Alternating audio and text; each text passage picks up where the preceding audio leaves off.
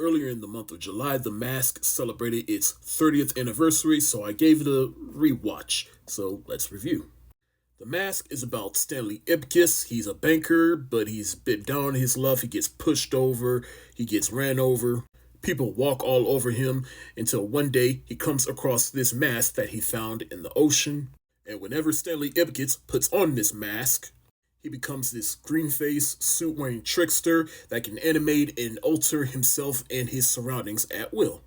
And I should mention that the mask that he puts on is the Mask of Loki. Now, I'll admit, this is one of those movies that I really saw growing up. I remember watching this for the first time on UPN back in the day and thought it was a pretty fun movie, but I haven't really gone back to it ever since, if I'm being honest. In fact, if I'm being honest, to my everlasting shame, I have seen Son of the Mask more than I've seen The Mask, and yeah, less said about that movie, the better. But how do I feel about this movie 30 years later and with adult eyes? I actually dig this movie. In fact, I might put this as one of, if not my favorite Jim Carrey performance. I'm just loving the vibe, the style of this movie, and it was funny as hell. Jim Carrey, he shines in this role. This is one of those roles that he was born to play, because whenever he puts on that green mask and that classic yellow suit, it's like something came over him. It's like this role was tailor-made for him. When he puts on that mask, all the Jim Carrey isms and all his shenanigans, it just all comes out. And I should note that this movie came out in 1994, the same year Jim Carrey came out with Ace Ventura and Dumb and Dumber. And then he came out with this during the summer of 94. So it's like 94 was a big year for Jim Carrey, but to me, this was the best movie that it came out with in that year.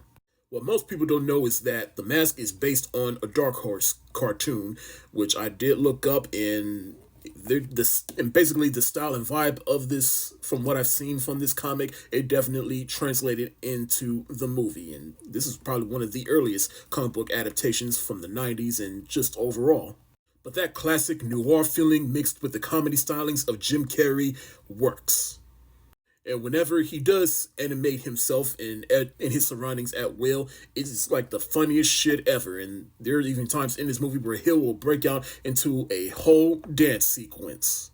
Anytime Jim Carrey, I was just waiting throughout the whole movie for Jim Carrey to put on that mask, because whenever he puts on the mask, it's like the movie woke up. And I feel like only Jim Carrey can put on and wear that mask, because there are other characters in the movie that put on the mask, like the villain in the movie, and it is just some of the scariest shit ever. I'm like, ugh, take that off. And even when his dog puts it on, that is funny.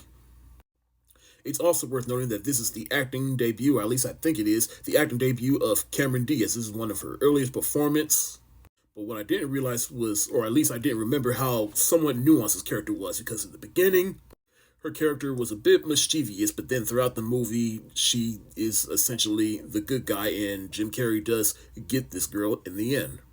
But overall, I absolutely love this movie. I was entertained by it. Like I said, this is probably my favorite Jim Carrey performance. Happy anniversary to The Mask, and it easily gets the hard eyes emoji from me.